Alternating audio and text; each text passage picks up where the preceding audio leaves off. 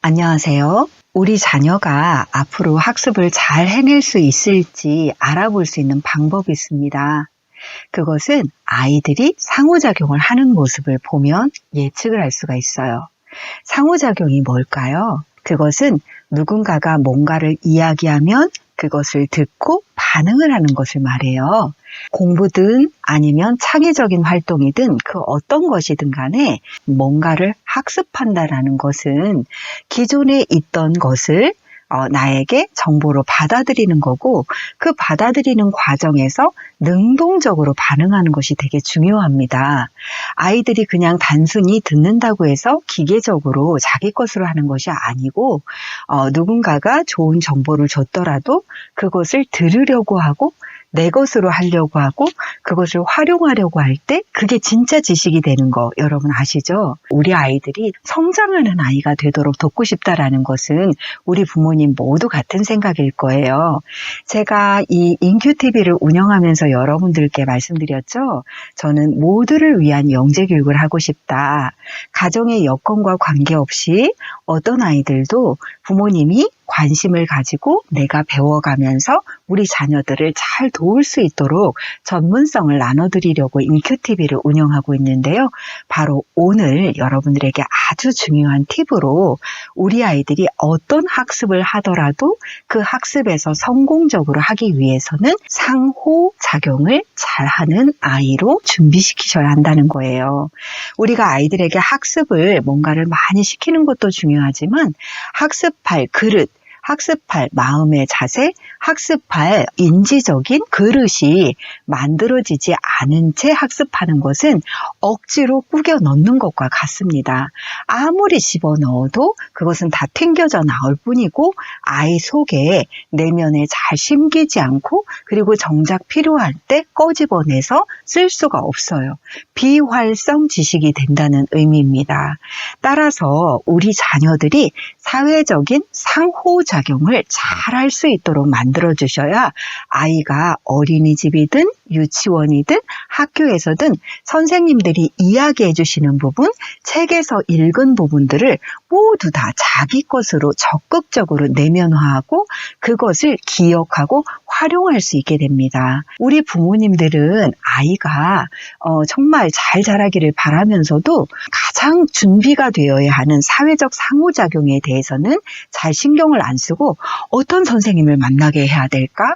어떤 책을 보여줘야 될까? 그리고 어떤 학원, 과외를 시켜야 될까? 이런 것들을 굉장히 신경을 많이 써주시는데 그것보다 먼저 돼야 하는 것은 아이가 들으려고 하는 즉 누군가가 뭔가를 이야기했을 때 호기심을 갖고 흥미를 가지고 그것을 흡수할 준비가 되는 그릇을 만들어주는 작업이 굉장히 중요한 부분입니다.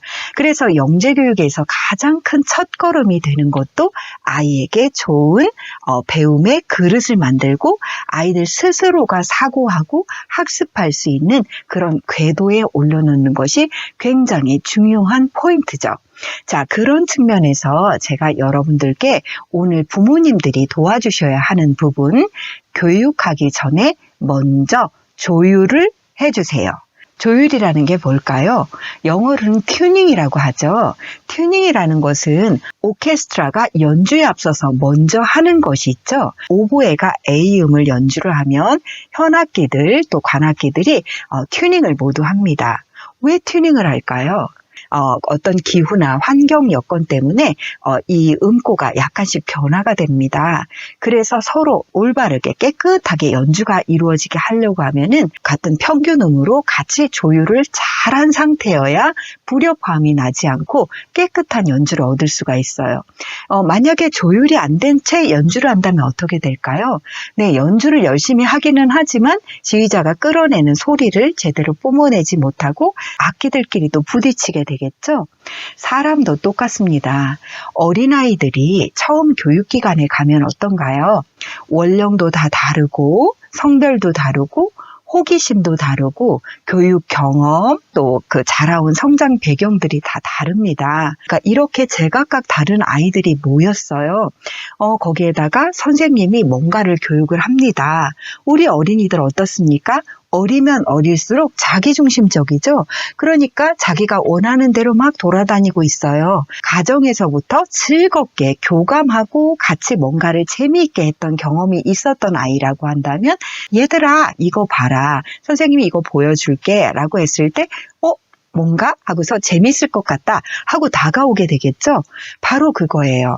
그러니까 사회적 상호작용 경험이 긍정적으로 많이 축적이 된 어린이는 학교나 어린이집, 유치원에서 배움을 훨씬 더 긍정적으로 할 가능성이 높습니다. 그래서 우리가 어떤 좋은 전문적 지식을 아이들에게 준비하고 쏟아놓는 것도 중요하지만 선생님 그리고 부모님이 제일 먼저 신경 써주셔야 하는 부분은 아이가 선생님하고 아이가 부모님하고 정서적으로 교감이 충분히 됐는지를 먼저 점검하셔야 합니다. 자, 첫 번째 뭐라고요? 정서적 교감. 이렇게 서로 다른 어린이들이 교육기관에 왔을 때 선생님이 바로 본격적인 학습을 시작하시기 전에 반드시 아이들과 함께 사전에 다양한 놀이를 통해서 정서적으로 충분히 선생님과 교감을 하면서 아이가 선생님의 이야기에 귀 기울이고 싶다. 선생님이 뭔가 재밌는 이야기를 해줄 것 같다 하면서 자발적으로 선생님 앞에 나올 수 있도록 정서적으로 반응을 일으키고 선생님의 손과 아이의 손이 이렇게 정서적으로 연결이 되는 것이 굉장히 중요합니다. 근데 기관에는요, 아이들이 많이 있어요. 그러니까 선생님이 노력을 하고 아이들을 지도하려고 하더라도 한 명 한 명과 정서적으로 충분히 교감할 수 있는 시간이 많이 주어지지 못할 수도 있어요.